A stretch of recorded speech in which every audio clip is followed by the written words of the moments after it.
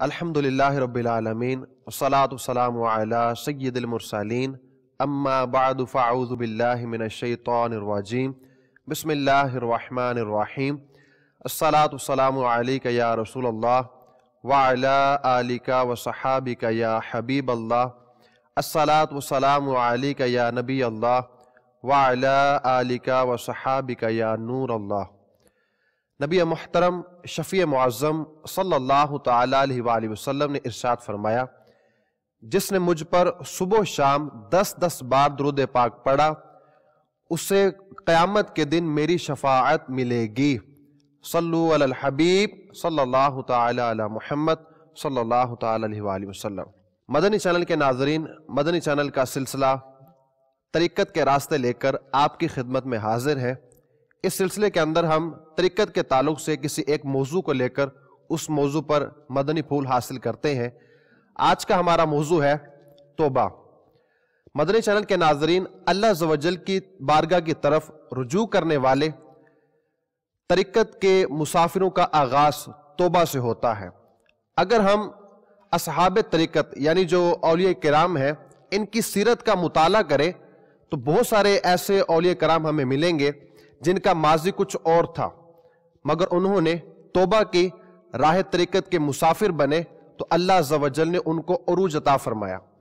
اللہ عز و جل نے فرشتوں کی صفات میں خیر و بھلائی کو رکھا ہے اور شیاطین کی خصلت کے اندر شر اور برائی ہے، مگر اللہ عز و جل نے انسان کو دونوں رستے دکھائے، خیر کا رستہ بھی اور شر کا رستہ بھی، اور دونوں کے انجام سے بھی اللہ تعالیٰ نے آگاہ فرما دیا کہ یہ جو خیر کا رستہ ہے اس پر چلو گے تو آگے جا کر جنت ملے گی، شر کے رستے پر چلو گے تو آگے جا کر جہنم ہے۔ مدنی چینل کے ناظرین، بہترین انسان وہ ہے جو راہ شر سے فرار ہو کر جو اچھا رستہ ہے، خیر کا رستہ ہے، یہاں پر آئے، توبہ کرے اور نیکوں کے صف میں شامل ہو جائے۔ انشاءاللہ عز و جل آج کے سلسلے کے اندر ہم توبہ کے تعلق سے سنیں گے توبہ کی کیا حقیقت ہے، جو لوگ توبہ کرتے ہیں قرآن و حدیث کے اندر ان کے بارے میں کیا کیا ارشادات ہیں، سچی توبہ کسے کہتے ہیں، وہ کون سے ایسے اسباب ہیں جن کی وجہ سے ہم توبہ میں تاخیر کرتے ہیں، ہم کس طرح کے امور کریں کہ جن کی وجہ سے توبہ ہمارے لیے آسان ہو، یہ سب کچھ اور بہت کچھ انشاءاللہ عز و جل آج کے اس سلسلے میں ہم جانیں گے۔ ہمارے ساتھ موجود ہیں رکن شورا مبلغ دعوت اسلامی مولانا اسد مدنی اتاری دامت برکاتہم العالیہ۔ حضور آپ تشریف لائے، آپ کا بہت شکریہ، اللہ تعالیٰ آپ کو دین و دنیا کی بھلائیاں عطا فرمائے۔ سلسلے کا آج کا ہمارا موضوع ہے توبہ۔ تو پہلا سوال آپ سے یہ کروں گا، توبہ کہتے کس کو ہیں، اس کی حقیقت کیا ہے؟ الحمدللہ رب العالمین والصلاة والسلام علی سید المرسلین، اما بعد فاعوذ باللہ من الشیطان الرجیم، بسم اللہ الرحمن الرحیم۔ حمد و صلاۃ کے بعد توبہ، اس کا ایک لغوی معنی ہے اور پھر آگے اس کی کچھ مزید تعریفات وغیرہ بھی علماء نے کی۔ صرف اگر لفظ توبہ پر غور کریں تو لفظ توبہ اس کا معنی ہے رجوع کرنا، لوٹ آنا۔ ایک آدمی کسی رستے پہ چل رہا ہے، وہ اس رستے کو چھوڑ کر کسی اور رستے کا انتخاب کرتا ہے، وہاں سے وہ واپسی کی طرف مڑتا ہے، تو اسے کہا جاتا ہے توبہ کرنا، رجوع کرنا۔ اور ویسے اس کے تعلق سے جو تعریف ذکر کی گئی کہ توبہ کسے کہا جاتا ہے، تو علماء نے توبہ کے تعلق سے ذکر کیا التوبۃ ہی الرجوع الی اللہ، اللہ تعالیٰ جل جلالہ کی بارگاہ کی طرف لوٹنا، اسے توبہ کہتے ہیں۔ اور توبہ کے باقاعدہ سے علماء نے درجات ذکر کیے کہ توبہ کے درجات کیا کیا ہیں۔ آپ اس کو یوں کہہ سکتے ہیں کہ توبہ کرنے والے کے لیے یہ 3 کام ہیں جن کو کرنا توبہ کی قبولیت اور توبہ کی اکملیت اور توبہ کے مکمل ہونے کی طرف اشارہ ہوتا ہے۔ سب سے پہلے حدیث شریف میں ذکر کیا گیا الندم توبۃ، ندامت یہ توبہ ہے۔ اس کے بعد اگلا مرحلہ جو اس میں آئے گا توبہ کے تعلق سے وہ ہے العزم علی ترک العود الی ما نہی اللہ عنہ، نے جو کام وہ کر رہا تھا اس کام کو ترک کر کے، اس کام کو چھوڑ کے، جس کام سے اللہ تعالیٰ جل جلالہ نے منع کیا تھا اس سے اپنے آپ کو بچائے اور نیکی کی راہ کی طرف بڑھے۔ اور تیسرا اس کا ذکر کیا گیا السعی فی ادا المظالم، یعنی جو کچھ اس نے کیا اس کو ادا کر دینا۔ تو یہ تین حصے ذکر کیے گئے توبہ کے تعلق سے۔ ندامت، یہ پہلا درجہ ہے توبہ کا، اپنے اس کام پر نادم ہونا، شرمندہ ہونا۔ اس کے بعد اگلا درجہ کہ جو کام کر رہا تھا اس کام سے اپنے آپ کو بچانا، اور اس کے بعد اگلے مرحلے میں جو کیا اس کی تلافی کرنا۔ جو بندہ گناہوں کے دلدل میں دھنسا ہوا ہے، نافرمانی کی طرف بڑھتا چلا جا رہا ہے، فسق و فجور کا ارتکاب کرتا چلا جا رہا ہے، فحاشی، عریانی، بدکاری، بدکرداری، نمازیں نہ پڑھنا، اللہ تعالیٰ جل جلالہ کی نافرمانی کی طرف قدم بڑھانا، وہ بندہ اگر اپنے تمام تر معاملات کو چھوڑ کر اپنے رب کی بارگاہ کی طرف رجوع کرتا ہے تو اس کا یہ جو عمل ہے اسے توبہ کرنا کہا جاتا ہے۔ ٹھیک، توبہ کے حوالے سے اور جو لوگ توبہ کرتے ہیں قرآن مجید کے اندر ان کا ذکر اللہ تعالیٰ نے کس انداز سے فرمایا ہے؟ خالق کائنات جل جلالہ نے توبہ کے تعلق سے کئی ایک مقامات پر حکم ارشاد فرمائے، تائبین کا تذکرہ کیا۔ قرآن پاک میں تقریباً 47 آیات مبارکہ وہ ہیں کہ جن میں باقاعدہ سے توبہ کا ذکر کیا گیا۔ ہمارے رب نے خود ہمیں حکم ارشاد فرمایا توبہ کرنے کا، اپنی بارگاہ کی طرف رجوع لانے کا۔ توبہ کرنے والوں کو کیا کیا ملے گا اس کا تذکرہ بھی قرآن پاک کی آیات طیبات میں کیا گیا۔ تائبین کے اوصاف، اس کو بھی اللہ تعالیٰ جل جلالہ نے بیان فرمایا۔ خالق کائنات جل جلالہ نے ارشاد فرمایا وَتُوبُوا إِلَى اللَّهِ جَمِيعًا أَيُّهَا الْمُؤْمِنُونَ، اے ایمان والو تم سارے کے سارے اپنے رب کی بارگاہ کی طرف رجوع لاؤ۔ ایک مقام پر ارشاد ہوتا ہے یا ایھا الذین آمنوا توبوا الی اللہ توبۃ نصوحا، اے ایمان والو اپنے رب کی بارگاہ کی طرف سچی توبہ کرو، یعنی سچے انداز میں رب کی بارگاہ کی طرف رجوع لاؤ۔ اور یہاں اللہ تعالیٰ جل جلالہ نے نمبر ایک تو یہ کہ توبہ کرنے کا حکم ارشاد فرمایا کہ اے ایمان والو اپنے رب کی بارگاہ کی طرف رجوع لاؤ۔ اس کے ساتھ ساتھ توبہ کرنے والے کو کن کن انعامات سے نوازا جائے گا کچھ اس کا تذکرہ بھی فرما دیا گیا۔ ارشاد ہوتا ہے عسیٰ ربکم ان یکفر عنکم سیئاتکم ویدخلکم جنات تجری من تحتها الانہار۔ توبہ کرنے والے کو رب کی طرف سے جو انعامات دیے جاتے ہیں، پہلا انعام تو یہ ہے کہ یکفر عنکم سیئاتکم، تمہارے گناہ تمہارا رب مٹا دے گا۔ توبہ کر لی، جس طرح حدیث شریف میں بھی ذکر کیا گیا نا التائب من الذنب کمن لا ذنب له، گناہ سے توبہ کرنے والا ایسا ہے گویا اس نے گناہ کیے ہی نہیں۔ تو یہاں پہلا ذکر کیا گیا عسیٰ ربکم ان یکفر عنکم سیئاتکم، گناہ کا مٹ جانا، گناہ کا مٹا دیا جانا، یہ توبہ کے انعامات میں سے پہلا انعام۔ پھر اس کے بعد ذکر کیا گیا تمہارا رب تمہیں ان باغات میں داخل کرے گا جن کے نیچے نہریں جاری ہیں۔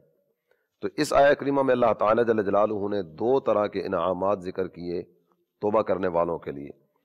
پھر ایک مقام پر ارشاد ہوتا ہے فَمَن تَابَ مِن بَعْدِ ظُلْمِهِ وَأَصْلَحَ فَإِنَّ اللَّهَ يَتُوبُ عَلَيْهِ إِنَّ اللَّهَ غَفُورٌ رَحِيمٌ، جو ظلم کے بعد، نافرمانی کے بعد، نافرمانی کرنا، گناہ کرنا، یہ بھی اپنی جان پر ظلم ہوتا ہے، تو جو ظلم کے بعد توبہ کر لے، اپنی اصلاح کر لے، اللہ تعالیٰ اس کی توبہ کو قبول فرما لے گا۔ بے شک اللہ مغفرت فرمانے والا مہربان ہے۔ بے شک اللہ تعالیٰ جل جلالہ نے قرآن پاک میں 47 مقامات پر توبہ کے تعلق سے ذکر کیا۔ کئی ایک آیات مبارکہ کا بیان انشاءاللہ دوران گفتگو مزید بھی آئے گا۔ یہاں 2 آیات مبارکہ مزید آپ کے اسی سوال میں ایڈ کروں گا۔ خالق کائنات جل جلالہ نے اپنے اوصاف کئی ایک مقامات پر قرآن پاک میں بیان فرمائے۔ ایک مقام پر ارشاد ہوتا ہے، یہ سورہ شورى کی آیت نمبر 25، وہی رب ہے جو اپنے بندوں کی توبہ قبول فرماتا ہے۔ یہاں بھی اسی چیز کا تذکرہ ہو رہا ہے، وہی وہ رب ہے جو اپنے بندوں کی توبہ قبول کرتا ہے۔ وَيَعْفُو عَنِ السَّيِّئَاتِ، غلطیاں معاف فرما دیتا ہے۔ وَيَعْلَمُ مَا تَفْعَلُونَ، یہ کلمات اس چیز کی طرف اشارہ کر رہے ہیں کہ تم جو بھی کرتے ہو نا وہ جانتا ہے۔ بے شک وہ جانتا بھی ہے، لیکن اس کی شان یہ ہے کہ وہ توبہ کرنے والوں کی توبہ قبول کر کے گناہوں کو معاف فرما دیتا ہے۔ تو یہ تو تھا قرآن مجید کے تعلق سے کہ اللہ تعالیٰ نے توبہ کرنے والوں کا ذکر اور توبہ کے حوالے سے کس انداز سے اللہ تعالیٰ نے قرآن مجید کے اندر بیان فرمایا۔ حضور آگے چلتے ہیں، اسی طرح احادیث کے اندر نبی اکرم صلی اللہ تعالیٰ علیہ وسلم نے توبہ اور جو لوگ توبہ کرتے ہیں ان کی مدح نبی صلی اللہ علیہ وسلم نے کس انداز سے بیان فرمائی ہے؟ سرکار دو عالم صلی اللہ تعالیٰ علیہ وآلہ وسلم کے ارشادات عالیہ کی طرف اگر بڑھیں تو نبی محترم صلی اللہ تعالیٰ علیہ وآلہ وسلم نے کئی ایک مقامات پر تائبین کا تذکرہ بھی فرمایا، توبہ کی رغبت بھی دلائی، توبہ کی ترغیب بھی ارشاد فرمائی، اور توبہ کرنے والوں کو کن کن درجات سے نوازا جاتا ہے اس کا تذکرہ بھی فرمایا۔ حضرت سیدنا ابو ہریرہ رضی اللہ تعالیٰ عنہ راوی ہیں اور جامع ترمذی کی یہ حدیث مبارکہ ہے۔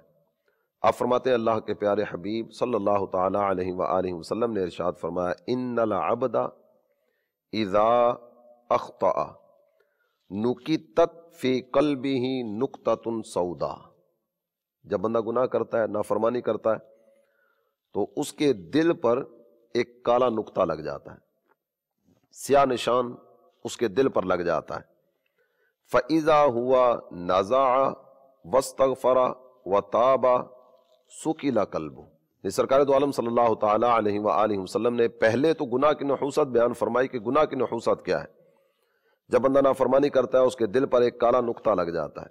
اس کے بعد میرے آقا ارشاد فرماتے ہیں اگر وہ بندہ اپنے رب کی بارگاہ کی طرف رجوع لے آئے، توبہ کر لے، استغفار کر لے، سکیلا قلب، اس کا دل صاف کر دیا جاتا ہے۔ یعنی جو نقطہ لگا تھا کالا، جو دل کی گندگی کا سبب بن رہا تھا، توبہ کی برکت سے وہ دھل جاتا ہے۔ ظاہری طور پر اگر ہم دیکھتے ہیں نا میرے مدنی چینل کے ناظرین، ہمارے پاس کئی چیزوں کو صاف کرنے کے آلات موجود ہیں۔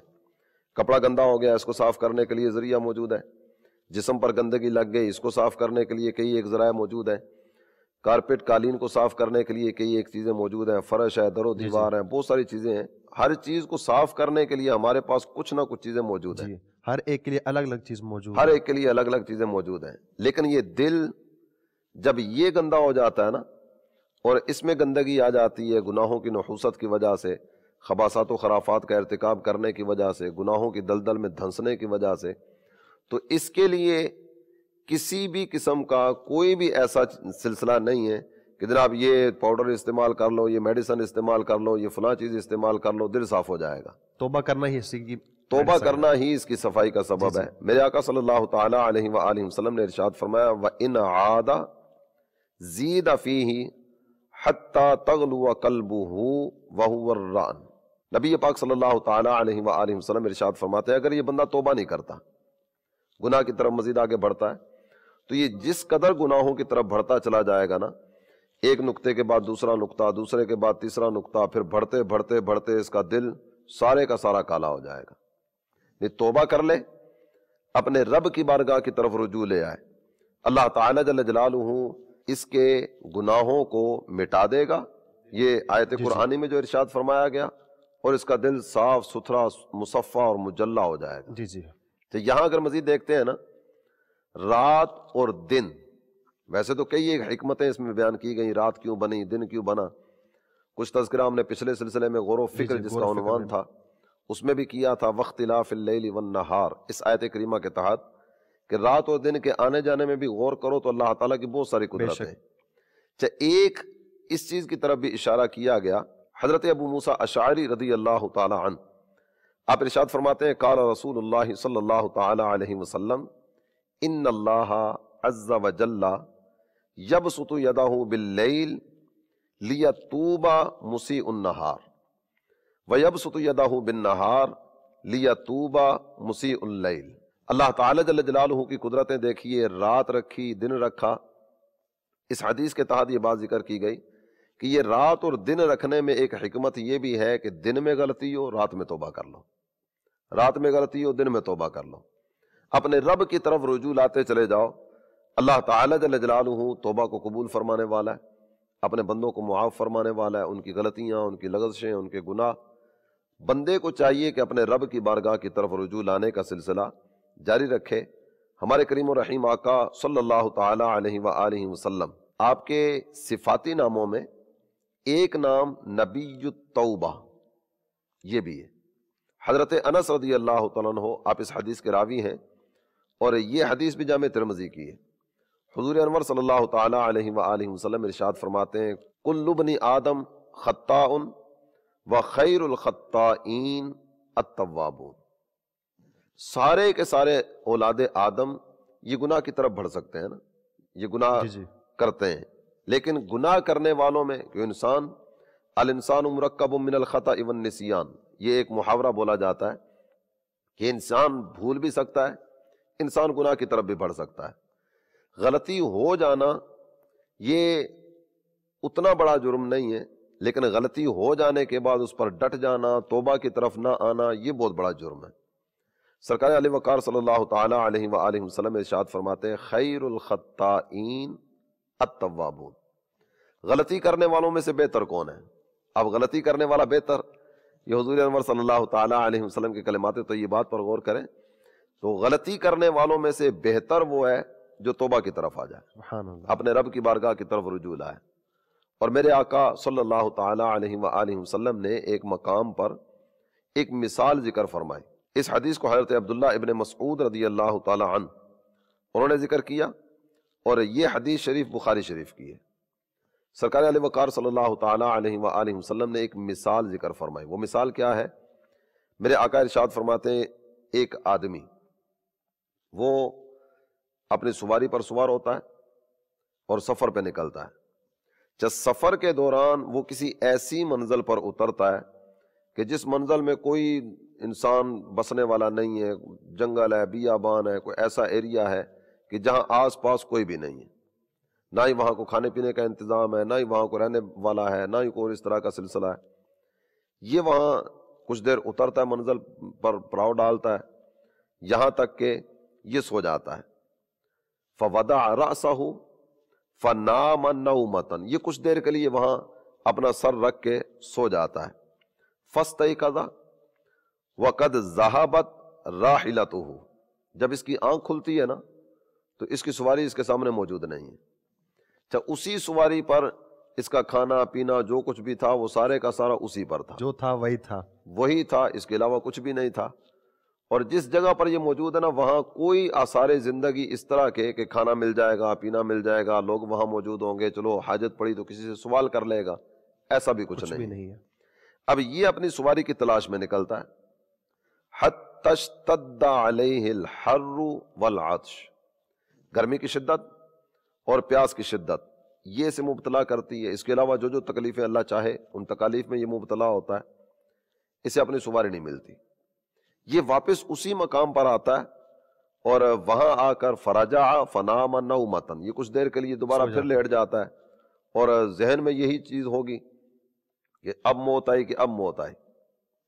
اس کی آنکھ لگتی ہے، کچھ دیر کے بعد بیدار ہوتا ہے، ثم رفع رأسہ فإذا راحلته عنده، جب آنکھ کھلتی ہے اس کی سواری اس کے سامنے موجود ہوتی ہے۔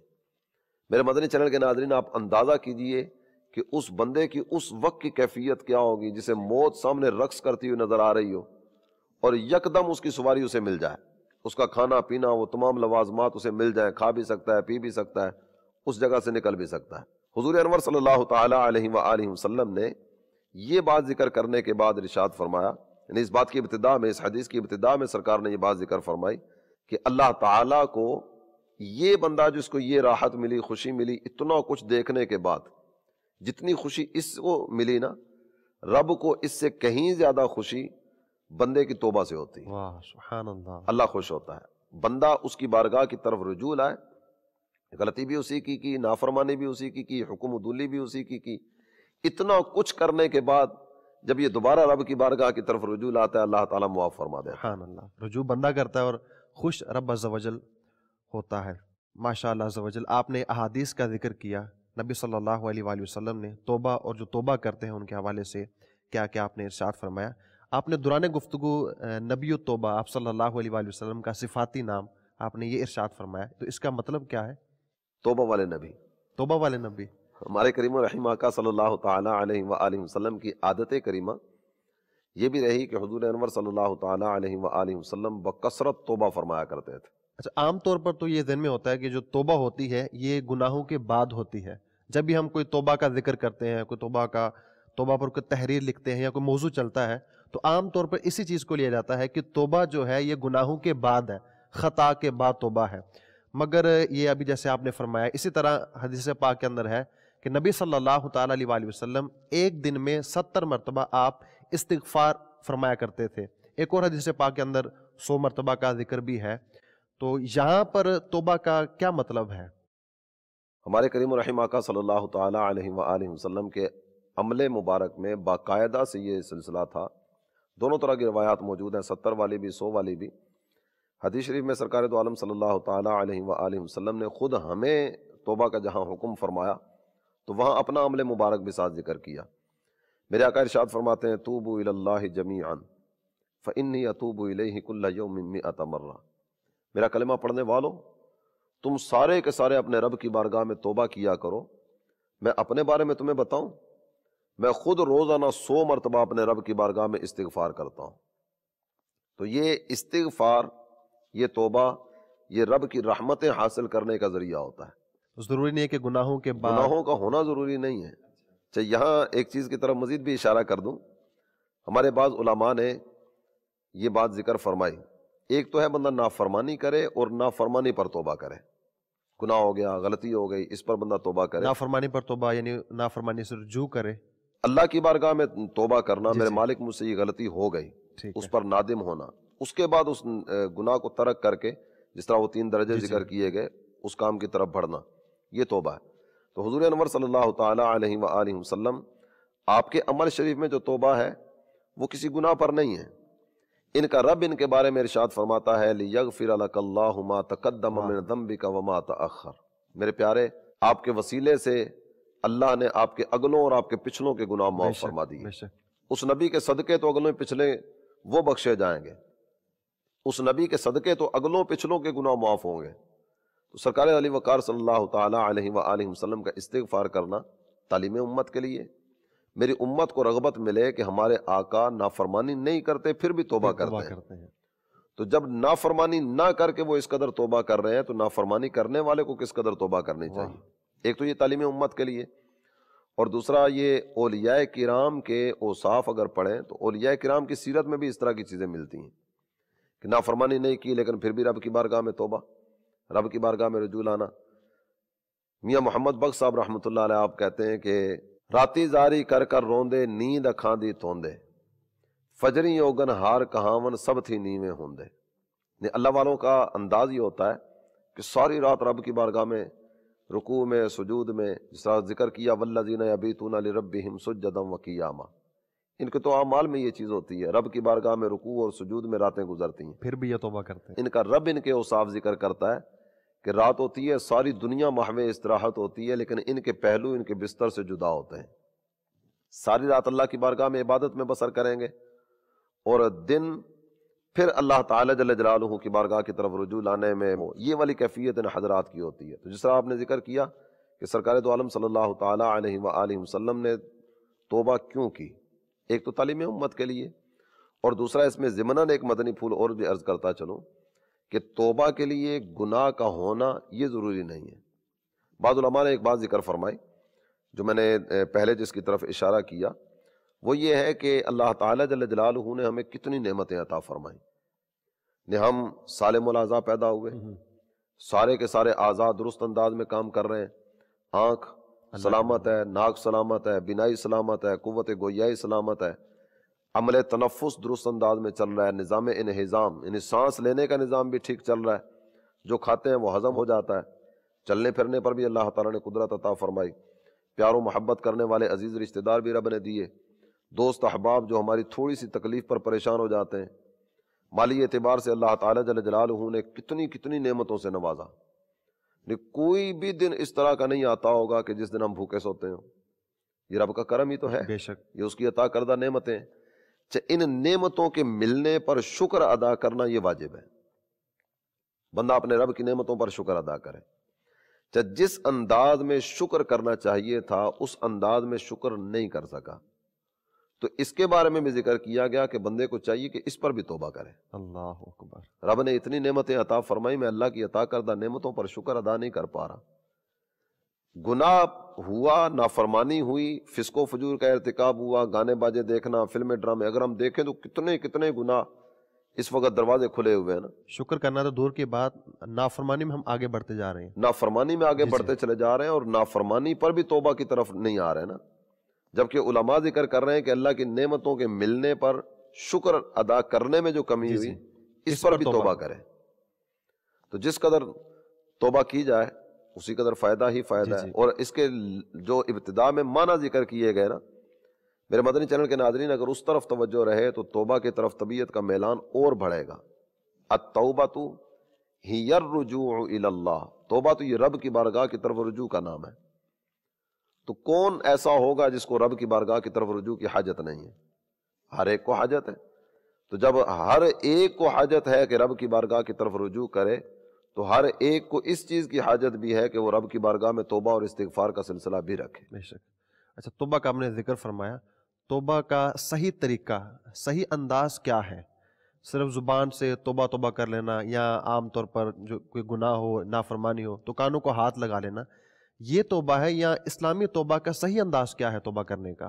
ایک تو حدیث شریف میں نے عرض کی تھی، حضرت عبداللہ ابن مسعود رضی اللہ تعالیٰ عنہ اس حدیث کے راوی ہیں، اور سرکار دو عالم صلی اللہ تعالیٰ علیہ وآلہ وسلم کا یہ فرمان شریف توبہ کے تعلق سے یہ ابن ماجہ میں ذکر کیا گیا. میرے آقا صلی اللہ تعالیٰ علیہ وآلہ وسلم ارشاد فرماتے ہیں الندم توبہ، ندامت توبہ ہے. بعض اوقات یہ انداز ہوتا ہے توبہ توبہ کا کہ وہ ساز لے لیا، طبلہ لے لیا، سرنگی لے لی، ڈھول لے لیا، توبہ توبہ توبہ توبہ. اب وہ توبہ پتہ نہیں کس طرح کی توبہ ہوگی کہ توبہ بھی ہو رہی ہے، ساتھ نافرمانی بھی ہو رہی ہے، گناہ بھی ہو رہا ہے، نافرمانی بھی ہو رہی ہے. تو یہ توبہ نہیں کہلائے گی نا. اور توبہ صرف نوکے زبان سے نہیں، ندامت اگر ہے تو پھر یہ توبہ کے پہلے درجے کی طرف بندہ بڑھے گا. اس میں ندامت کس چیز کی؟ ندامت اور شرمندگی اس کام پر جو کام اس سے ہوا، جو غلطی سرزد ہوئی، اس غلطی پر ندامت کی، یہ جو مجھ سے ہوا نا یہ غلط ہوا، یہ نہیں ہونا چاہیے تھا، اس پر ندامت، یہ توبہ کا پہلا درجہ ہے. اور اگر ندامت واقعی دل میں ہے، زبان سے اس پر توبہ کر رہا ہے تو اچھی صورت ہے. اور اس میں ایک چیز یہ بھی ہے کہ جس طرح آپ نے ذکر کیا کہ توبہ کے لیے کیا کیا کرنا ہوگا. حدیث شریف میں سرکار دو عالم صلی اللہ تعالیٰ علیہ وآلہ وسلم نے السر بالسر والعلانیۃ بالعلانیہ یہ کلمات ذکر فرمائے. گناہ مختلف طرح کا ہوتا ہے. کچھ گناہ وہ ہیں جو بندہ تنہائی میں کرتا ہے، اور بعض اوقات اس طرح کی غلطی سرزد ہوتی ہے جو سر عام ہوتی ہے. تو جیسی گناہ کی کیفیت ہوگی نا توبہ کا انداز بھی ویسا ہوگا. بند کمرے میں اگر گناہ کیا، تنہائی میں گناہ کیا، تو توبہ بھی پوشیدہ ہی قابل قبول ہے. لیکن اگر بندہ اعلانیہ گناہ کرتا ہے تو اعلانیہ گناہ کی توبہ وہ بھی اعلانیہ ہونی چاہیے. جیسا گناہ ویسا اس کی توبہ. چھپ کر بند کمرے میں گناہ فرمانی کا کام کیا تو چھپ کر توبہ کر لے، اپنے رب کی بارگاہ کی طرف رجوع لائے. اور میرے مدنی چینل کے ناظرین، نبی محترم صلی اللہ تعالیٰ علیہ وآلہ وسلم کا ایک اور فرمان توبہ کے تعلق سے آپ کی خدمت میں عرض کروں. حضرت ابو ہریرہ رضی اللہ تعالیٰ عنہ اس حدیث شریف کے راوی ہیں، اور یہ حدیث شریف ابن ماجہ کی ہے. ابن ماجہ صحاح ستہ قتابوں میں شامل ہے. میرے آقا صلی اللہ تعالیٰ علیہ وآلہ وسلم ارشاد فرماتے ہیں لو اخطأتم حتی تبلغ خطایاکم السما، اگر تم نافرمانیاں کرو، گناہ کرو، یہاں تک کہ تمہارے گناہوں کا سلسلہ بڑھتے بڑھتے بڑھتے آسمان تک چلا جائے. اس قدر گناہ کیے، اس قدر گناہ کیے. یہ جو ذکر کیا گیا یہ گناہوں کی کثرت کی طرف اشارہ ہے کہ تم نے اتنے گناہ کیے، اتنے گناہ کیے جن کا کوئی حد و حساب ہی نہیں ہے. کیونکہ زمین سے لے کر آسمان تک یہ 500 سال کی مسافت بنتی ہے جو حدیث شریف میں ذکر کی گئی. تو اتنے زیادہ گناہ کو بندہ کرے کہ وہ زمین سے لے کر آسمان تک ساری جگہ بھر جائے. تو یہ جو ذکر کیا گیا یہ گناہ کی کثرت کی طرف اشارہ کرنے کے لیے کہ جتنے بھی گناہ تم کر لو ثم تبتم، یہ نافرمانیوں کی کثرت کے بعد تم توبہ کر لو، لتاب علیکم، اللہ تمہاری توبہ قبول فرما لے گا. سبحان اللہ. رب کی رحمتیں دیکھیے کس قدر زیادہ ہیں. جتنی بھی غلطیاں ہو جائیں، جتنے بھی گناہ ہو جائیں، بندہ اپنے گناہوں پر معافی مانگ لے، توبہ کر لے، رب کی بارگاہ کی طرف رجوع لے آئے، اللہ تعالیٰ معاف فرمانے والا ہے. رب کریم اس کی تمام تر خطاؤں سے درگزر فرما لے گا. اچھا توبہ کی اور سچے دل سے توبہ کی، مگر بعد میں ایک شک سا رہتا ہے کہ توبہ قبول ہوئی یا نہیں ہوئی، تو یہ شک دل کے اندر کیوں آتا ہے؟ اور دوسرا سوال یہ کہ اس شک کو ہم کیسے دور کریں؟ توبہ کی بعد میں شک ہو گیا کہ پتہ نہیں توبہ قبول ہوئی یا نہیں ہوئی، چاہے یہ شک ہوا تو دوبارہ پھر رب کی بارگاہ کی طرف حاضر ہو جائے، نہیں یقین حاصل نہیں ہو رہا تو رب کی بارگاہ کی طرف رجوع لے آئے۔ جس قدر رجوع کرے گا اپنے رب کی بارگاہ کی طرف، جس قدر توبہ کرے گا، اسی قدر رحمت الہی اس پر چھما چھم برستے چلی جائے گی۔ اور یہاں حضور انور صلی اللہ تعالی علیہ وآلہ وسلم کا ایک اور فرمان آپ کی خدمت میں عرض کرتا ہوں۔ بخاری شریف کی حدیث مبارکہ ہے، اللہ کے پیارے حبیب صلی اللہ تعالی علیہ وآلہ وسلم نے اپنے رب سے حکایت کرتے ہوئے یہ بات ذکر فرمائی۔ رب سے حکایت کرنے کا مطلب یہ کہ یہ حدیث قدسی ہے، فرمان اللہ کا ہے، زبان مصطفیٰ کریم صلی اللہ تعالی علیہ وآلہ وسلم کی ہے۔ ایسی حدیث جس میں سرکار یہ فرمائے کہ میرا رب فرماتا ہے، تو یہ حدیث قدسی کہلاتی ہے۔ سرکار دو عالم صلی اللہ تعالی علیہ وآلہ وسلم ارشاد فرماتے ہیں، میرا رب ارشاد فرماتا ہے، اذنب عبد ذنبا فقال اللہم اغفر لی ذنبی، میرا بندہ گناہ کرتا ہے اور گناہ کرنے کے بعد میری بارگاہ میں عرض کرتا ہے، میرے مولا میرے گناہ کو معاف کر دے۔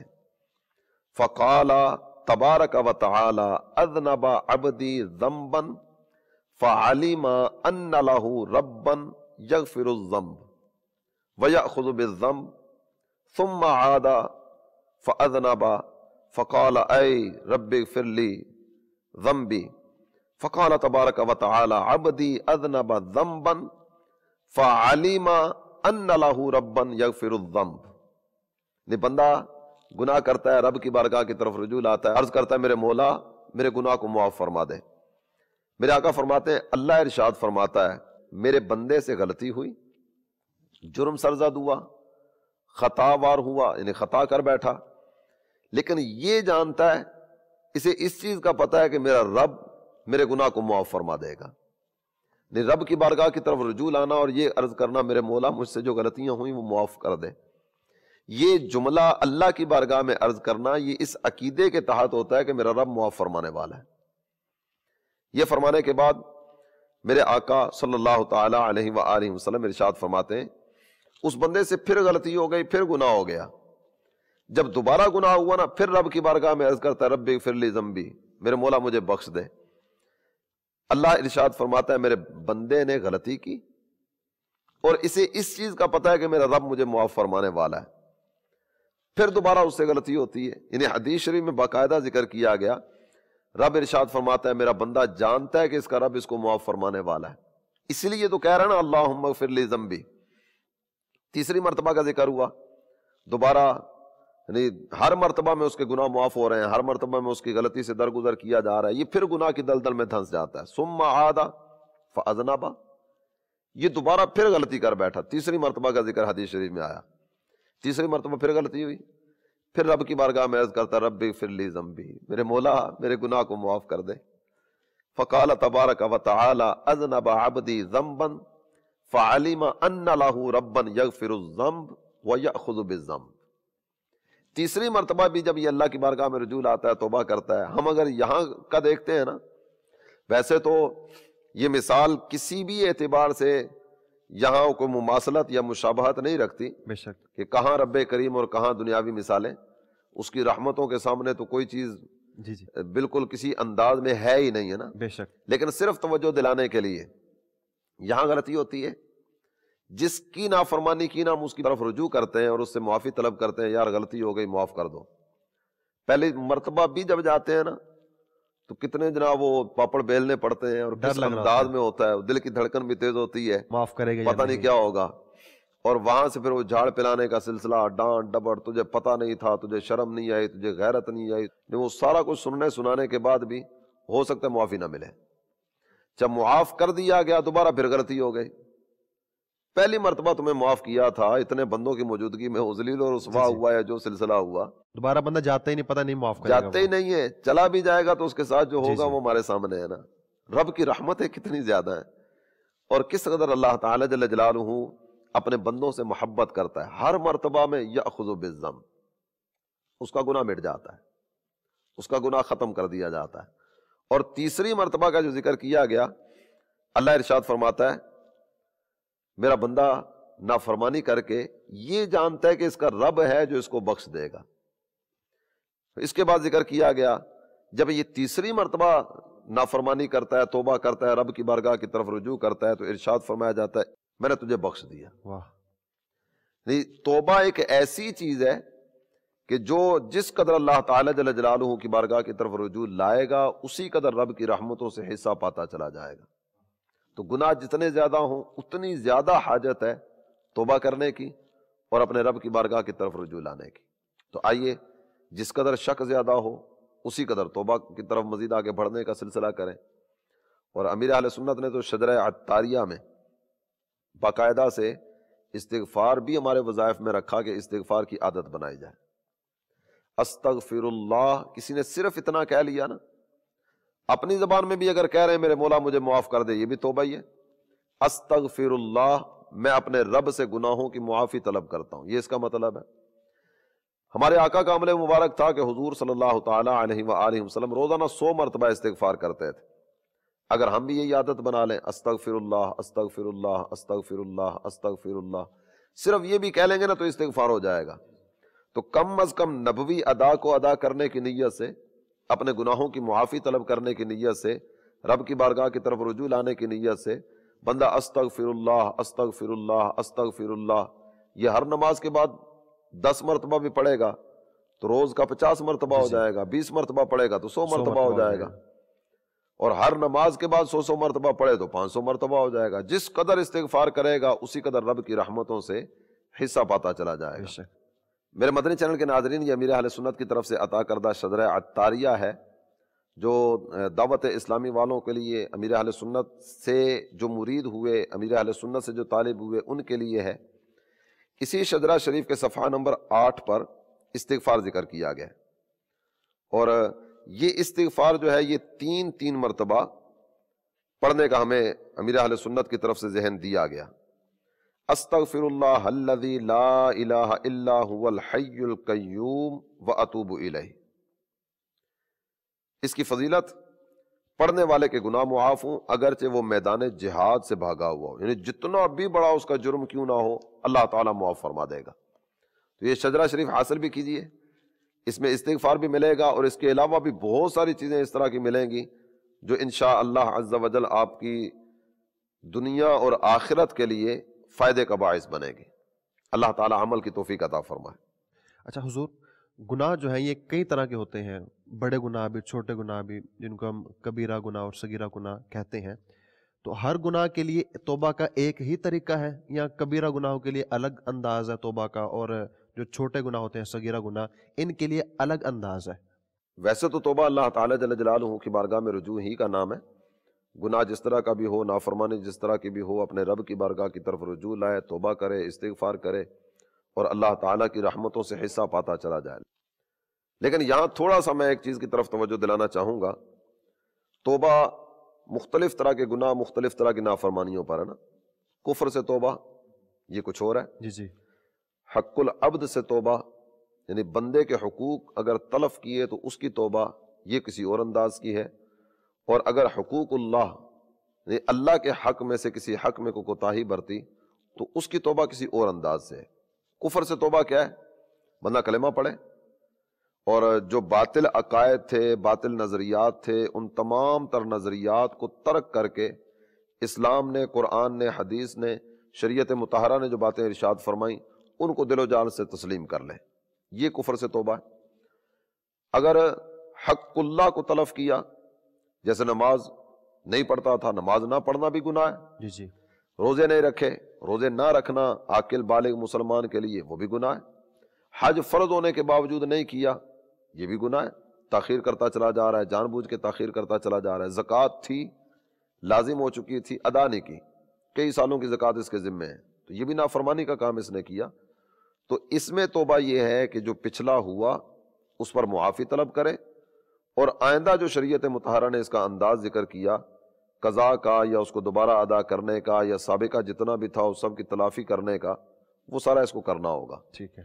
اور حقوق العبد، اس میں توبہ کا جو انداز ہے وہ یہ ہے کہ جس کا جو حق ضائع کیا یا جس کو جو نقصان پہنچایا اس کا حق ادا کر لے، اس سے معافی طلب کر لے، یعنی اس کا حق ادا کر لے اور اس سے معافی طلب کر لے۔ مثال کے طور پر میں نے آپ سے پیسے لیے، آپ سے قرض لیا تھا، اب واپس نہیں کر رہا، اب قرض لیا واپس نہیں کیا، آپ بار بار دروازہ بجا رہے ہیں، یا آپ کی رقم میں نے آپ کی اجازت کے بغیر اٹھا لی، اللہ نہ کرے کوئی ایسی نوبت آئے، لیکن اگر کوئی ایسی صورت ہوئی تو آپ کی رقم میرے پاس ہے، اب میں وہ 2 نفل پڑھ کے اللہ کی بارگاہ میں عرض کروں میرے مالک یہ جو غلطی مجھ سے ہوئی ہے نا معاف کر دے، تو یہ توبہ یہ تو ہے، لیکن توبہ کی تمامیت کیسے ہوگی، توبہ مکمل کیسے ہوگی کہ جو حق تلف کیا تھا، جو چیز آپ کی میں نے ہتھیا لی تھی یا چیز آپ کی اٹھا لی تھی یا آپ کو واپس نہیں کر رہا تھا، اس کی ادائیگی کر دوں۔ جی۔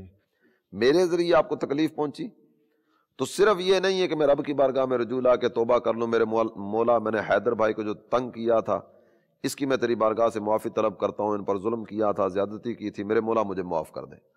تو یہاں ساتھ یہ بھی ہے کہ لین دین کے معاملات میں کوتاہی ہے تو وہ ادائیگی ہو جائے، اور دیگر معاملات میں اگر کوئی اذیت پہنچی، تکلیف پہنچی، کوئی ظلم کیا، کوئی زیادتی کی تو آگے بڑھ کر معافی طلب کر لی جائے۔ یعنی بندوں کے معاملات میں اگر کوتاہی کرے گا تو توبہ بھی کرے گا، اللہ عز و جل کی بارگاہ میں رجوع بھی کرے گا، اس کے ساتھ ساتھ اس کی تلافی بھی کرے گا۔ رجوع بھی کرے گا، تلافی یا معافی۔ اچھا، یا معاف کروا لیں یا تلافی یا معافی، لیکن معاف کرانے میں یہ نہیں ہے کہ جناب وہ آپ کا جو 1 لاکھ میں نے دینا تھا مجھے معاف کر دیں۔ مجھے معاف کر دیں، وہ اپنے طرف سے معاف کر دے نہ لے وہ ایک الگ چیز ہے، لیکن تلافی ہی ہونی چاہیے۔ جی میرے مدنی چینل کے ناظرین، الحمدللہ آج ہم نے سنا کہ قرآن مجید کے اندر اللہ تبارک و تعالیٰ نے توبہ اور جو لوگ توبہ کرتے ہیں ان کے تعلق سے کیا کیا ارشاد فرمایا۔ نبی کریم صلی اللہ تعالیٰ علیہ وسلم کے ارشادات بھی سنے کہ گناہوں سے توبہ کرنے والا ایسا ہے گویا کہ اس نے گناہ کیا ہی نہیں۔ اسلاف کا انداز بھی ہمارے سامنے ہے، آج ہم نے بہت کچھ توبہ کے تعلق سے سنا، تو اسی پر اپنے سلسلے کا ہم اختتام کرتے ہیں کہ جتنی جلدی ہو ہم توبہ کر لیں، کیا پتہ بڑھاپا آنا ہے کہ نہیں آنا۔